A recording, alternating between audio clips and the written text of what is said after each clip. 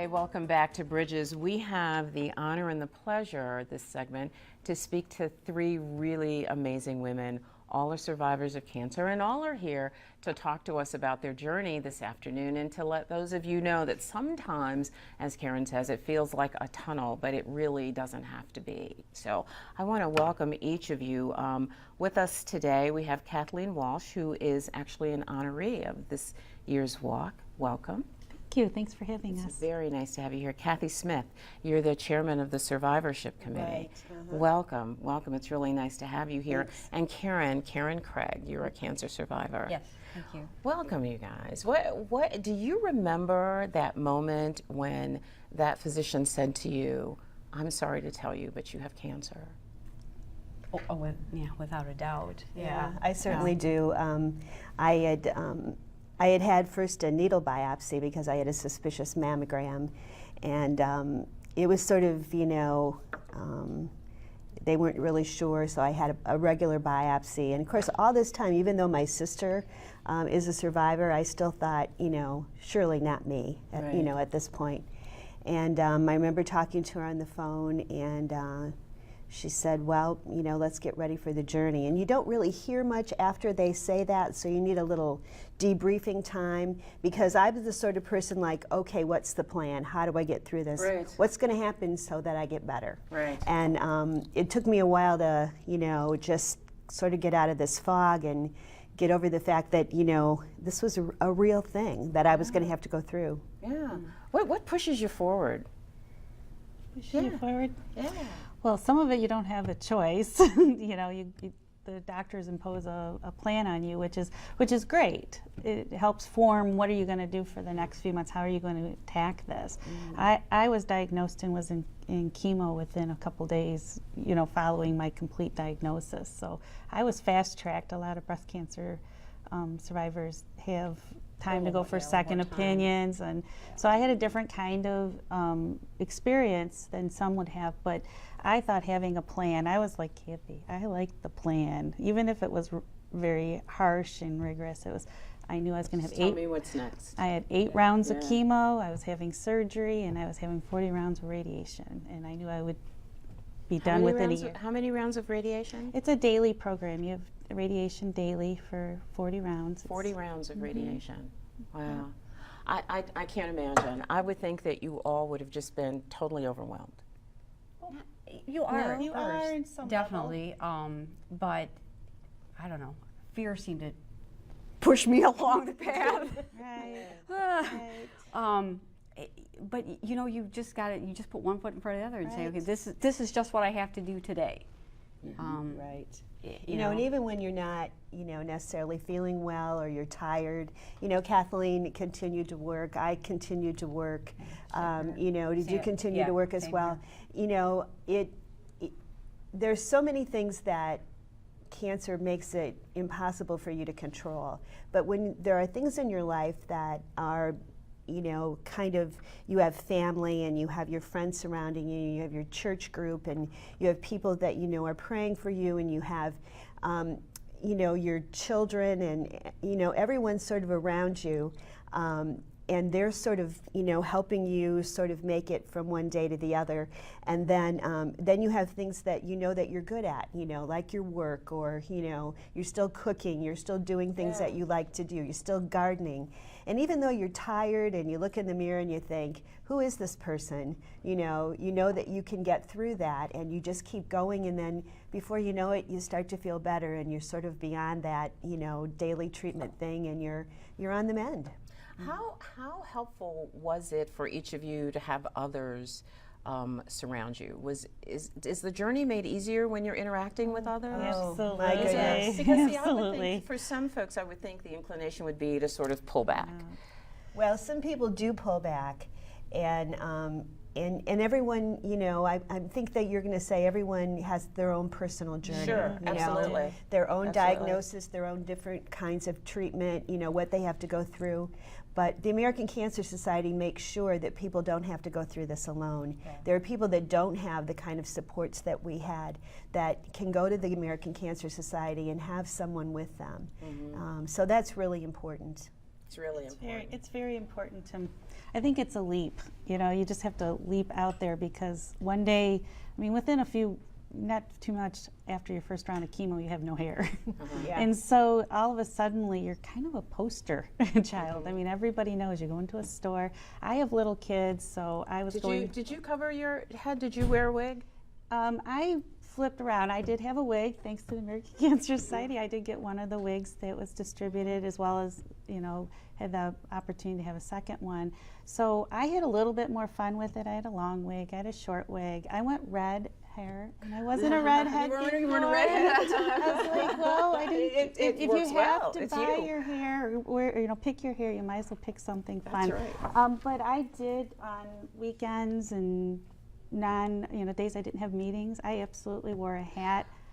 You know, because for some reason we still wrap this illness in so much shame around the illness, and we're embarrassed when our hair all falls out. You know, women are embarrassed. Now, men get up every day and shave their heads on purpose, Right. and we fall apart when we start losing our hair. And Karen, as you and I said, there is that generation that really sees illness still as a character flaw. Yes, unfortunately, it's like you've done something wrong. I was very lucky.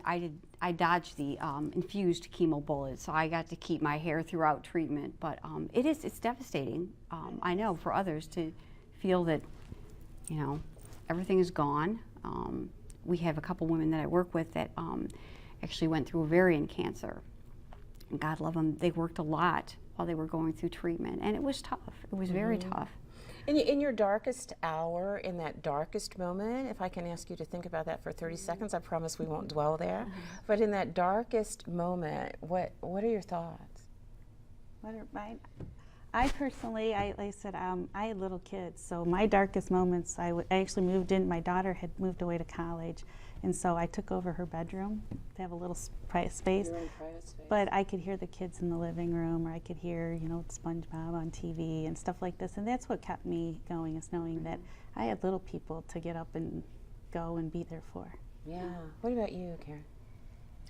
The darkest time, well, there's probably really two, actually. My kids are all grown, but telling them was probably the hardest thing I had to do. That was horrible.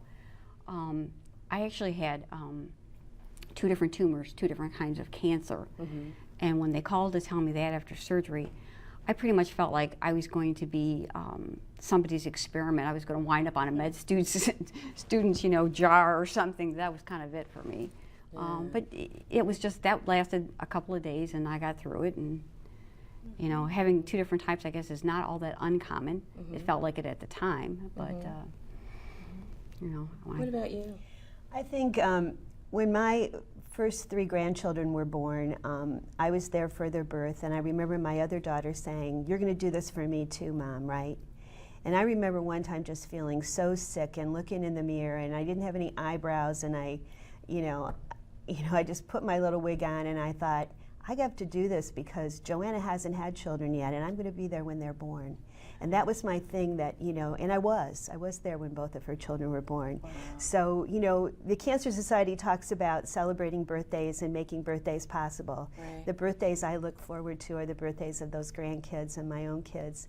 And, having had cancer 9 years ago, I feel so pleased that I got to go through that journey and to learn about, how important people are compared to things. And, it just is an absolutely nothing that I want with somebody to go through, but it does make you look at life in a more joyful way. I love that. You learned how important people are as opposed to things.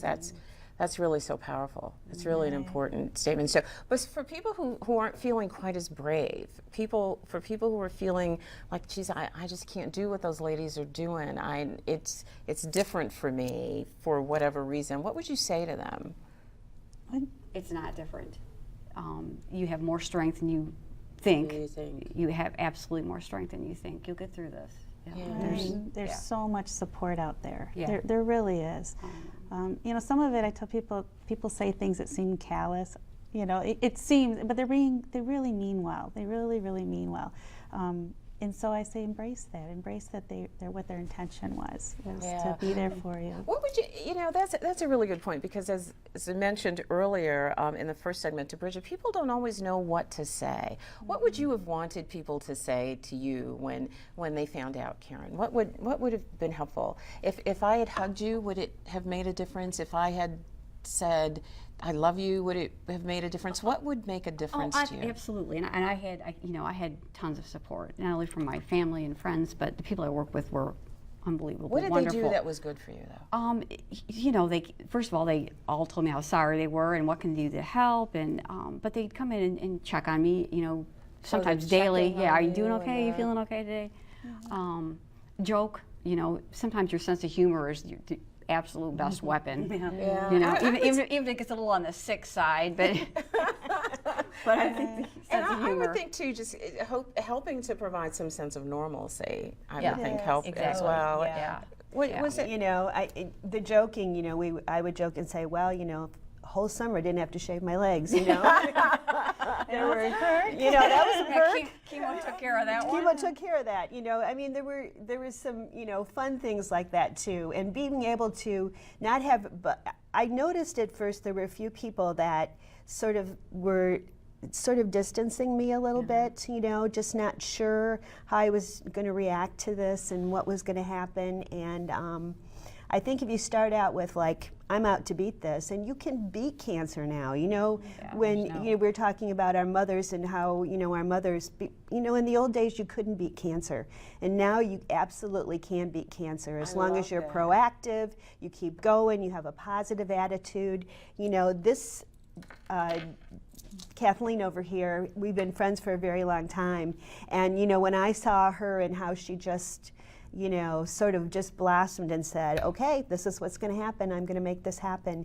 You know, there are people who are a little bit more inside themselves, and that's okay, but just when other people are supporting you and smiling and making you a part of their day and not feeling sorry for you, you know, there's nothing really to feel sorry about. You have a plan, you're going forward. You guys have just absolutely inspired me today. It is, I thank you so much for being here and for sharing this. It really, really means a lot, not just to me as a child of a survivor, but listen to an awful lot of folks who are watching you today. Thank you so very much.